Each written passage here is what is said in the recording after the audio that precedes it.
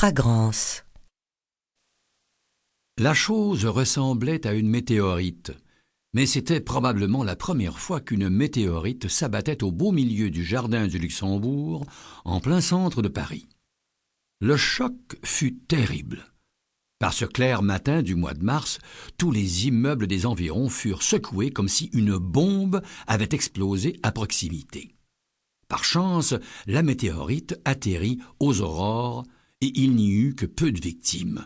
3 promeneurs solitaires identifiés comme étant des revendeurs de drogue. De toute façon, que faisaient-ils sitôt au beau milieu du jardin du Luxembourg? On déplora aussi le décès de quelques personnes à la santé fragile que le bruit avait effrayé au point de provoquer des crises cardiaques.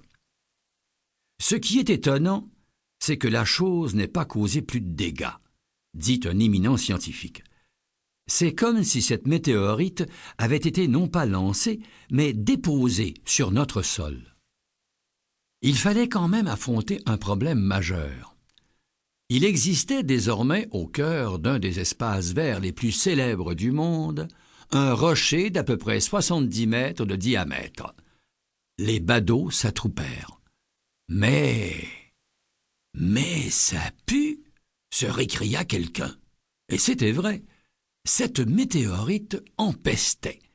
Les astronomes, appelés à la rescousse, expliquèrent que parfois les météorites traversaient dans leur chute des nuages interstellaires composés de soufre, d'où peut-être cette odeur pestilentielle.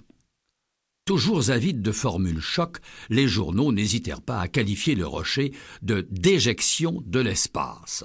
Et déjà le public essayait d'imaginer à quel gigantesque extraterrestre pouvait appartenir ce titanesque étron. Lorsque le vent arrivait en provenance du nord, tous les quartiers sud étaient submergés d'effluves nauséabonds au point d'en incommoder la population. On avait beau fermer hermétiquement portes et fenêtres, il flottait toujours un infâme relent irritant les narines. Une odeur âcre, lourde, terrible. Pour se protéger, les femmes s'inondaient de parfums capiteux. Les hommes s'affublaient de masques en plastique poreux ou de filtres à charbon actif à peine plus discrets que les véritables masques à gaz.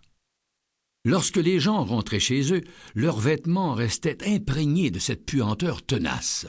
Il fallait les laver plusieurs fois à grande eau pour les rendre de nouveau portables. Chaque jour, l'odeur devenait plus suffocante. On avança l'hypothèse que peut-être une masse organique en décomposition occupait l'intérieur de la météorite. Même les mouches, dégoûtées, préféraient s'éloigner. Nul ne pouvait rester indifférent à tant de malignité olfactive. Les parois nasales s'irritaient, les gorges s'enflammaient, les langues s'alourdissaient. Les asthmatiques étouffaient, les enrhumés n'osaient plus respirer par la bouche, les chiens hurlaient à la mort. Au début, la météorite fit figure d'attraction internationale que les touristes venaient visiter, mais bientôt, la crotte de l'espace devint le problème numéro 1 de la ville de Paris, puis de la France.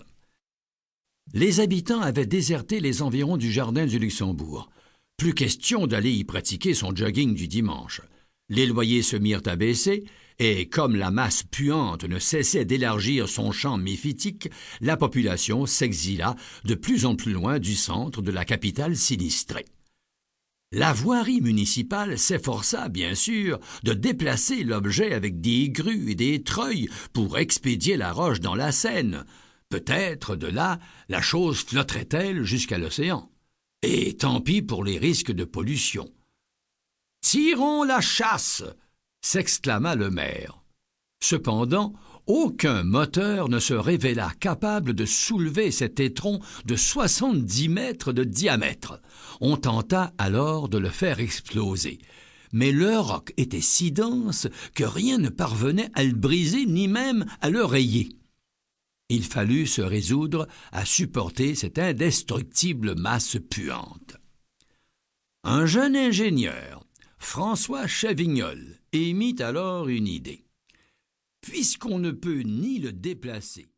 Pour continuer à écouter ce livre audio gratuitement, cliquez sur le lien dans la description et vous pourrez l'écouter en entier sans frais grâce à l'essai de 30 jours d'Audible.